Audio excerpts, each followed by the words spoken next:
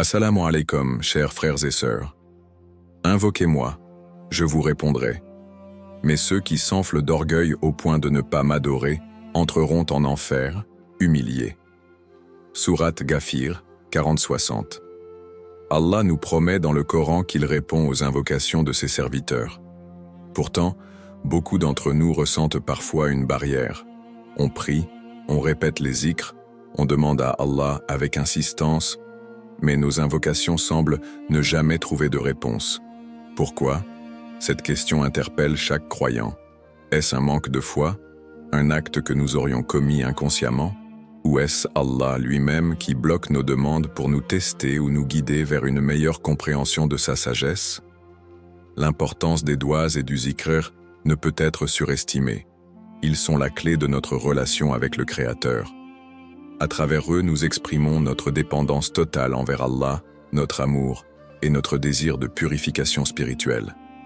Mais si nos actes ou nos cœurs ne sont pas alignés avec ce qu'Allah attend de nous, ces précieux outils peuvent perdre leur efficacité. Avez-vous déjà réfléchi à ce qui pourrait empêcher vos invocations d'être exaucées? Dans cette vidéo, nous explorerons 2 raisons majeures qui peuvent bloquer vos doigts et votre zikr, ainsi que des solutions pratiques pour reconnecter votre cœur avec Allah et retrouver l'efficacité de vos prières. Avant de commencer cette vidéo, n'oubliez pas de liker cette vidéo, car cela nous donne beaucoup de force pour continuer à partager du contenu bénéfique. Et je vous invite à vous abonner à notre chaîne et d'activer la cloche de notification pour rester informé de nos prochaines publications sur la foi islamique. Merci et bonne vidéo. L'importance du doua et du zikr dans la vie du croyant. Le doua et le zikr, une connexion directe avec Allah. Le doua est souvent défini comme l'arme du croyant. Il s'agit de l'acte par lequel un serviteur se tourne vers son Seigneur avec humilité, implorant son aide, sa miséricorde, ou simplement pour l'adorer. Allah dit dans le Coran, « Et quand mes serviteurs t'interrogent sur moi, alors je suis tout proche. Je réponds à l'appel de celui qui me prie quand il me prie. » Sourate Al-Baqarah, 286. De même, le zikr, le rappel d'Allah, est mentionné comme une lumière qui purifie le cœur. Il consiste à se souvenir de lui dans toutes nos actions, à le louer et à proclamer sa grandeur. Allah dit, « Ceux qui croient et dont les cœurs s'apaisent à l'évocation d'Allah. » Certes, c'est par l'évocation d'Allah que les cœurs s'apaisent. Sourate Ar-Ra'd, 13-28. Ces 2 pratiques, le doua et le zikr, ne sont pas de simples rituels. Elles incarnent la foi vivante. Elles permettent de maintenir une relation constante avec Allah, même dans les moments de doute, de difficulté ou de joie. La puissance du doua et du zikr, prouvée par les textes le prophète Muhammad, paix et salut sur lui, a souvent rappelé l'importance de ces pratiques. Sur le doua est l'adoration même, rapporté par At-Tirmidhi.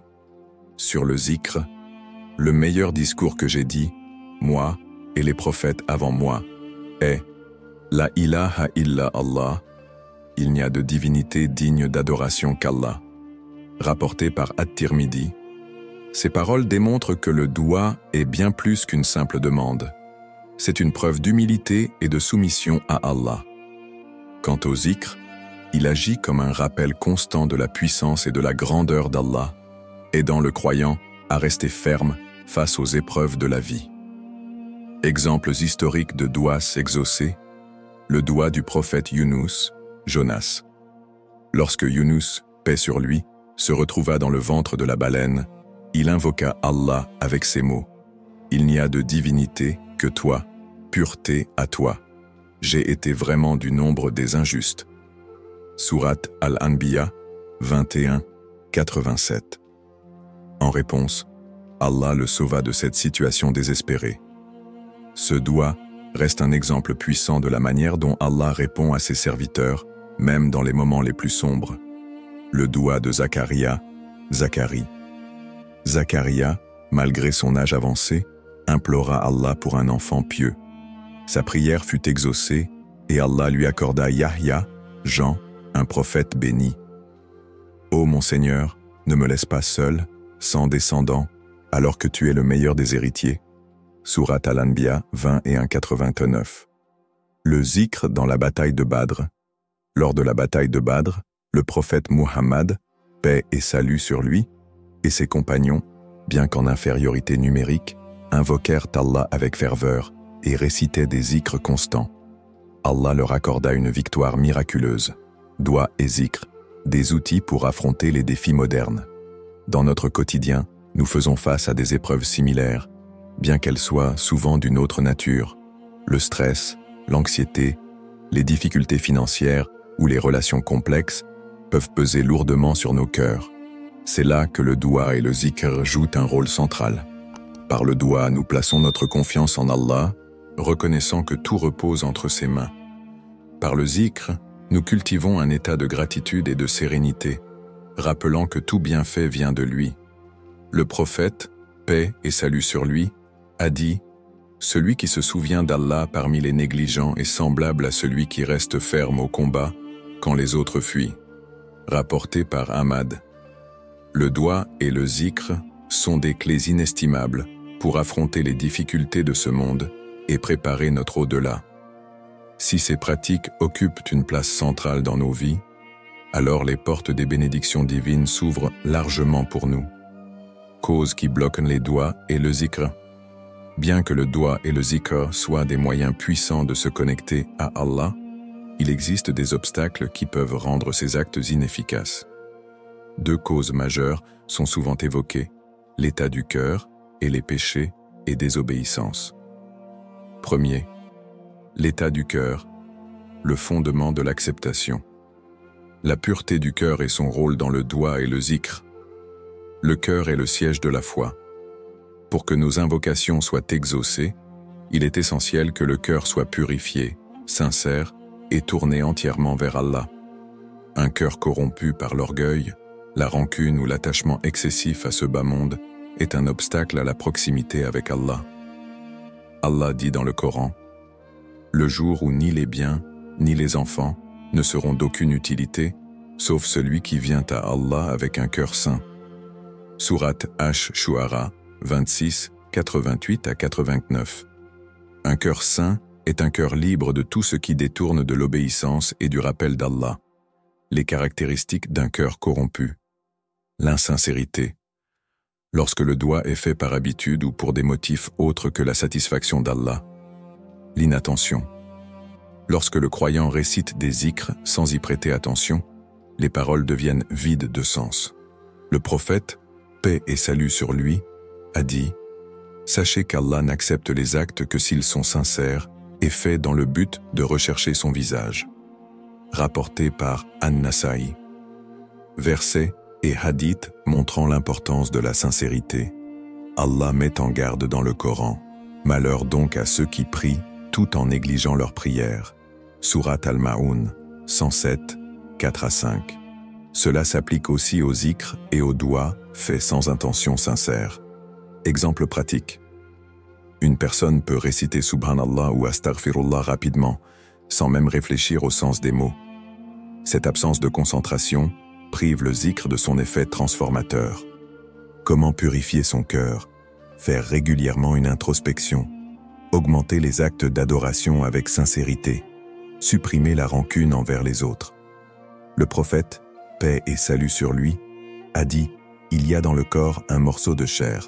S'il est sain, tout le corps est sain, et s'il est corrompu, tout le corps est corrompu. Ce morceau, c'est le cœur. » Rapporté par Al-Bukhari. 2. Les péchés et désobéissances, des barrières invisibles, le rôle des péchés dans le blocage des doigts. Les péchés sont comme des voiles qui séparent le croyant de la miséricorde divine. Plus ces voiles s'accumulent, plus les doigts et les zikrs perdent leur effet. Allah dit « Non, mais ce qu'ils ont accompli couvre leur cœur, comme une rouille. » Sourate Al-Mutaffifin 83-14. Exemple de péché qui bloque l'acceptation. L'injustice, Dulm. Le prophète, paix et salut sur lui, a dit « Prenez garde à l'injustice, car elle se transformera en ténèbres le jour de la résurrection. » Rapporté par Muslim. Une personne qui commet de l'injustice envers autrui bloque sa propre relation avec Allah. Le manque de halal dans les moyens de subsistance. Les gains illicites sont une barrière majeure. Le prophète, paix et salut sur lui, a dit « Un homme lève les mains vers le ciel en disant « Ô Seigneur, alors que sa nourriture est illicite, sa boisson est illicite, et ses vêtements sont illicites. Comment pourrait-il être exaucé ?» Rapporté par Muslim. La désobéissance ouverte et persistante. Ignorer les commandements d'Allah tout en s'attendant à ce qu'il exauce nos prières est une contradiction. Histoires illustrant les conséquences des péchés. L'histoire de Qarûn. Qarûn, bien qu'excessivement riche, fut détruit pour son arrogance et son désobéissance. Son exemple montre que l'attachement excessif aux biens matériels et l'oubli d'Allah conduisent à la ruine. Surat Al-Qasas 28, 76 à 82. Le peuple de Thamoud, malgré les avertissements répétés du prophète Salih, paix sur lui, ils persistèrent dans leurs péchés et furent détruits. Cela illustre qu'un peuple entier peut être privé de bénédiction à cause de ses péchés collectifs. Comment se repentir des péchés? Tauba sincère, repentir. Allah est toujours prêt à pardonner. Et quiconque fait un mal ou se fait du tort à lui-même, puis demande pardon à Allah, trouvera Allah absoluteur et miséricordieux. Surat An-Nisa 410. Multiplier les bonnes actions. Le prophète, paix et salut sur lui, a dit « Les bonnes actions effacent les mauvaises ». Rapporté par At-Tirmidhi. Éviter les causes du péché. Rester éloigné des environnements ou des compagnies qui encouragent la désobéissance. Conclusion. L'importance de lever les obstacles. Les doigts et le zikr sont des outils puissants, mais leur efficacité dépend de l'état de notre cœur et de notre obéissance à Allah. En travaillant à purifier nos cœurs et en évitant les péchés, nous nous rapprochons de la miséricorde divine. Rappelons-nous les paroles du prophète, paix et salut sur lui. Celui qui se repent d'un péché, c'est comme s'il n'avait jamais péché. Rapporté par Ibn Majah. Solution pour débloquer ses doigts et zikr. Lorsque les doigts et le zikr semblent inefficaces, il est temps de se tourner vers des solutions pratiques et spirituelles pour débloquer ces outils essentiels à notre relation avec Allah.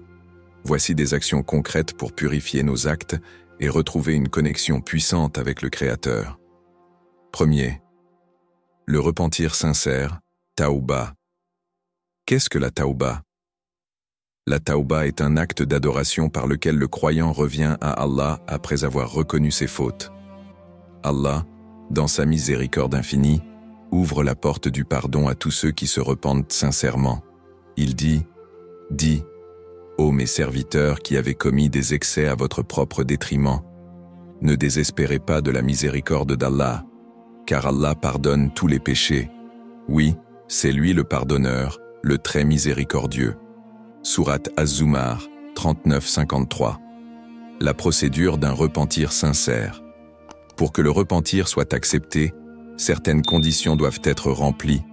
Reconnaître le péché, admettre que l'action commise était une désobéissance à Allah, regretter sincèrement, ressentir une profonde tristesse d'avoir transgressé les limites fixées par Allah, abandonner immédiatement le péché, s'éloigner de la mauvaise action sans délai, prendre une ferme résolution, décider de ne plus retourner à ce péché à l'avenir.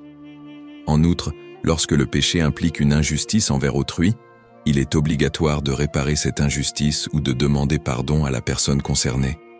Le rôle du pardon divin. Allah est Al-Ghafar, celui qui pardonne abondamment, et At-Tawwab, celui qui accepte le repentir. Le prophète, paix et salut sur lui, a dit « Allah tend sa main pendant la nuit pour accepter le repentir de celui qui a péché durant le jour, et il tend sa main durant le jour pour accepter le repentir de celui qui a péché durant la nuit. » Rapporté par Muslim. Exemple pratique.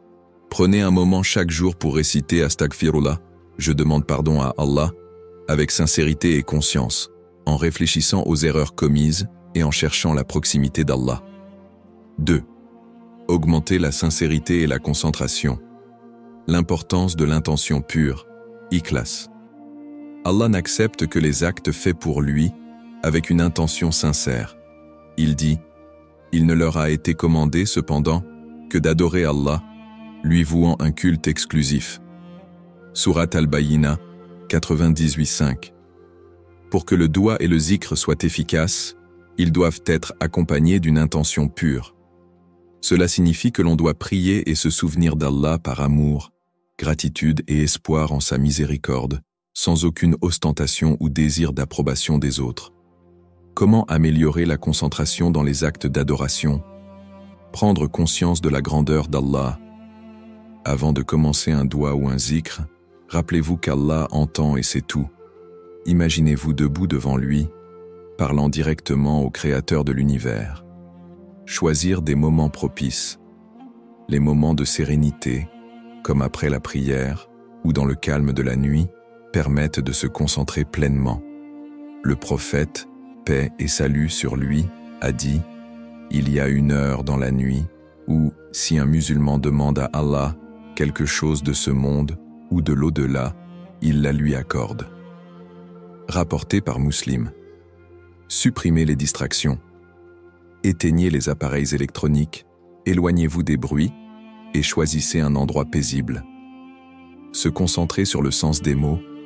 Lors du zikr, réfléchissez profondément au sens des paroles que vous récitez. Par exemple, en disant Subhanallah, gloire à Allah, contemplez sa perfection et sa pureté. Exemple pratique pour renforcer la sincérité et la concentration. Adoptez une routine spirituelle régulière. Fixez-vous des moments précis dans la journée pour faire du zikr et du doua avec attention. Le matin, récitez La hawla wa la quwwata illa billah. Il n'y a de force ni de puissance qu'en Allah. Le soir, répétez Astaghfirullah ou Hasbi Allah. Allah me suffit. Utilisez des douas tirés du Coran et de la Sunna. Ces invocations authentiques portent une puissance spirituelle particulière.